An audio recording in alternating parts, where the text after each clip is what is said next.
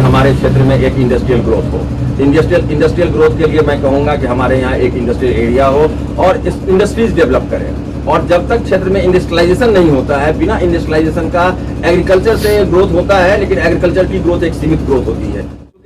किसानों की जो आम आय है, व्यय के अनुसार उनकी उतनी आय नहीं हो पाती है, लेकिन इंडस्ट्री में आय ज़्यादा है और रोजगार की अपॉर्चुनिटी जो हमें मौका मिलता है कि हम कितनों को रोजगार दे सकते हैं, वो इंडस्ट्रियलाइजेशन के थ्रू ही हो सकता है। तो मेरा एक सबसे बड़ा मुद्दा रहेगा कि हमारे क्षेत्र का इंडस्ट्रियलाइजेशन हो, इंडस्ट्री ग्रो करे। यहाँ पे विकास ही विकास, चारों तरफ विकास, हमारा साथ दें, सबका विकास, सबका साथ, सबका विकास, सोच ईमानदार, काम धंधा।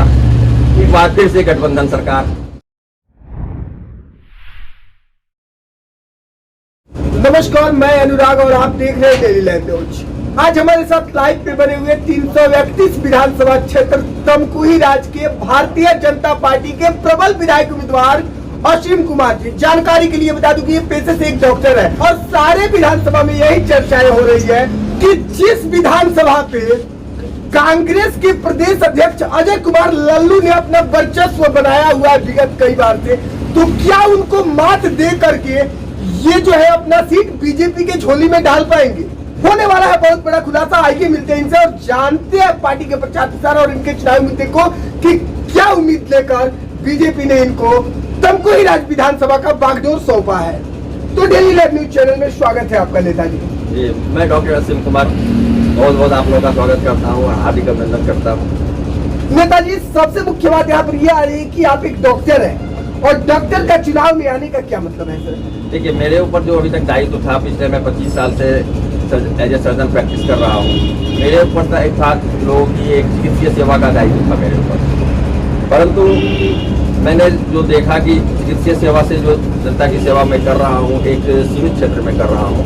यदि मैं एक जनप्रतिनिधि के रूप में आता हूँ तो हमारे ऊपर दायित्वें बढ़ेंगी और दायित्वें बढ़ेंगी तो मैं जनसेवा और भी बेहतर ढंग से और भी बड़े क्षेत्र में लोगों की जनसेवा कर सकता हूँ। सेवा ही मेरी भावना है, उसी भावना से मैं आया हूँ। लेकिन सबसे मुख्य बात यहाँ पर यह आ रही है कि जिस विधानसभा में आप चुनाव लड़ने के लिए आए हुए और बीजेपी ने आपको बागडोर संभालने का जिम्मा दिया है, उस विधानसभा में पहले से ही कांग्रेस के वर्तमान विधायक अजय कुमार लल्लू ने अपना वर्चस्व बनाया हुआ है। तो क्या आपको लगता है कि आप उनको 2022 के चुनाव में मात दे पाएंगे? देखिए, जो क्षेत्र की जनता है और क्षेत्र की जो बदहाली है उसको मैं बहुत अच्छी तरह से देख रहा हूँ। कांग्रेस के हमारे प्रधानमंत्री हुआ करते थे, जिन्होंने संसद में कहा था कि मैं 100 रुपया देता हूँ, 15 रुपया क्षेत्र में जनता के पास पहुँच पाते हैं। और उन्हीं की नुमाइंदगी हमारे क्षेत्र में उनके प्रतिनिधि पिछले 10 साल से यहाँ पे नुमाइंदगी कर रहे हैं। तो 100 रुपया देता हूँ, 15 रुपया पहुँचता है। तो 100 रुपया देता हूँ, 15 रुपया पहुँचता है, बाद बाकी 85 रुपया कहाँ जाता है?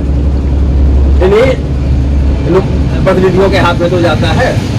हमारी सरकार, माननीय मोदी जी की सरकार, परम पूज्य योगी आदित्यनाथ जी की सरकार, जन धन खाते से विभिन्न सरकारी तौर तरीकों से जनता को सीधा जो भी उनका फायदा है, जो भी लाभार्थी हैं, एक एक पैसा उनके खाते में जा रहा है और क्षेत्र का विकास हो रहा है, गरीब जनता का विकास हो रहा है। ऐसी परिस्थिति में जहाँ पे लूट खसोट का माहौल जिन्होंने क्षेत्र में बना के रखा है, जमीन दखल करना, सरकारी संपत्ति को दखल करना, तो जनता के मन में इनके प्रति एक घृणा की भावना पैदा हो गई है और इस बार जनता उनको नकार दी है और जनता इस बार उनको स्वीकार नहीं करेगी। इसलिए हमारे गठबंधन सरकार की जीत सुनिश्चित है और एकदम सुनिश्चित है गठबंधन। तो किस मुद्दे के साथ आप तमकुही राज्य विधानसभा में अपना प्रचार प्रसार कर रहे हैं? देखिए, विकास यहाँ का सबसे बड़ा मुद्दा है।